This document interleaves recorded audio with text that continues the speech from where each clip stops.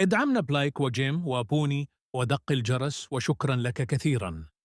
تستعد مدينة أكادير لإطلاق مشروع طموح يهدف إلى إعادة تأهيل محيط ملعب أكادير وتحويل هذا الفضاء إلى فضاء رياضي وترفيهي ديناميكي ومتكامل لفائدة السكان والزوار. يهدف هذا المشروع الذي يمتد على مساحة 60 هكتاراً إلى تحسين البنية التحتية الحضرية وإنشاء مساحات مريحة وآمنة، مما يعكس التزام السلطات المحلية بالتنمية المستدامة وتحسين نوعية الحياة. وتقدر التكلفة الإجمالية للمشروع بنحو 60 مليون درهم، ويلتزم التصميم الأولي بمعايير عالية من الجودة والاستدامة، بما في ذلك المساحات الخضراء الواسعة والملاعب الرياضية المتنوعة ومناطق لعب الأطفال والإضاءة العامة الحديثة. وسيتم أيضاً تخصيص مناطق للأنشطة التجارية والترفيهية، وسيتم تجهيز الصالة الداخلية بأحدث التقنيات الرياضية.